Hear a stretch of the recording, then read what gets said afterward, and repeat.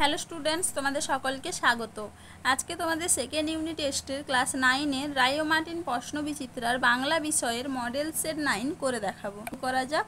প্রশ্নটি হয়েছে সাঁতরাগাছি কেদারনাথ ইনস্টিটিউশন থেকে। একে থেকে কি আছে? সঠিক উত্তরটি নির্বাচন করো। এ কন্যারে দেখে নিকো, এ কন্যাকে দেখেনি। অপশান খ, পৃথিবীর কোনো পথ। পরের প্রশ্ন কি আছে? স্বামীজি ধীরামাতা বলে সম্বোধন করতেন। অপশান ক, মিসেস বুলকে। পরের প্রশ্ন কি আছে? ছোট একটা ফুল দুলছে। অপশান ঘ, সন্ধ্যার বাতাসে। পরের প্রশ্ন কি আছে? হিন্দি সাহিত্যের বঙ্কিম বলা হয়। অপশান গ, প্রেমচন্দ্রকে। পরের প্রশ্ন কি আছে? রাধারানীদের সম্পত্তির অর্থমূল্য ছিল। অপশান ঘ, 10 লক্ষ টাকা। কি হবে? 10 লক্ষ টাকা। পরের প্রশ্ন কি আছে? পক্ষী বিজ্ঞানীদের সম্মেলনের চেয়ারম্যান ছিলেন। অপশান ঘ, কোভারুবিয়াস। পরের প্রশ্নে কি আছে? বৃহস্পতি বৃহস্পতি এটি কোন শব্দের দৃষ্টান্ত? উত্তর হবে কি? অপশান খ, অর্ধ তৎসম। পরের প্রশ্নে কি আছে? মিশ্র শব্দের একটি উদাহরণ হলো। অপশান গ, রেলগাড়ি। চলো এবার দুই দাগে দেখে নিই। কম বেশি 15টি শব্দের নিচের প্রশ্নগুলির উত্তর দাও। বাংলার সন্ধ্যাকে কবি শান্ত অনুগত বলেছেন কেন?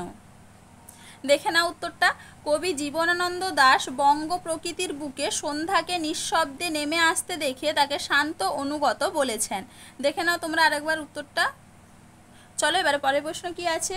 আবহমান কবিতায় কি হারায় না? এটা তোমাদের রায় মার্টিন সরকার 63 নম্বর পেজে 13 নম্বর প্রশ্নের উত্তর দেখো, সেখান থেকে তোমরা পেয়ে যাবে। পরের প্রশ্ন কি আছে? রাধারানীর আনন্দ হইল। কোন কথা শুনে রাধারানীর আনন্দ হয়েছিল? এটা তোমাদের টেক্সট বইতে তোমরা একটু দেখে নিবে, সেখান থেকে পেয়ে যাবে। পরের প্রশ্ন কি আছে? আলাল ও হুতম কি? এটা তোমাদের রায় মার্টিন সরকার 192 পেজে আছে, সেখান থেকে তোমরা একটু দেখে নিবে। চলো এবারে পরের প্রশ্ন দেখে নিই। মরদ কি বাত হাতি কা দাঁত প্রবাদটি কোন প্রসঙ্গে ব্যবহৃত হয়েছে? দেখে না উত্তরটা। উদ্ধৃত প্রচলিত হিন্দি প্রবাদটির সাহায্যে স্বামীজি মানুষের কথায় গভীরতা ও নিশ্চয়তা বোঝাতে চেয়েছেন। প্রিয় শিষ্যা নিবেদিতার উদ্দেশ্যে তিনি একথা বলেছেন। দেখে নাও তোমরা আরেকবার উত্তরটা। চলো এবারে পরের প্রশ্ন কি আছে? নিম্ন রেখাঙ্কিত পদটি কী ধরনের বিশেষ্য নির্ণয় করো? যিনি খান চিনি তারে যোগান চিন্তামণি। এটা হবে কি? বাস্তুবাচক বিশেষ্য।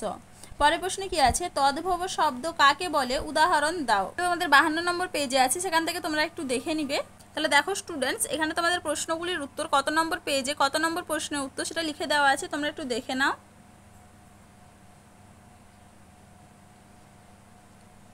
চলো আজকে এইটুকুই, দেখা হচ্ছে পরের ভিডিওতে।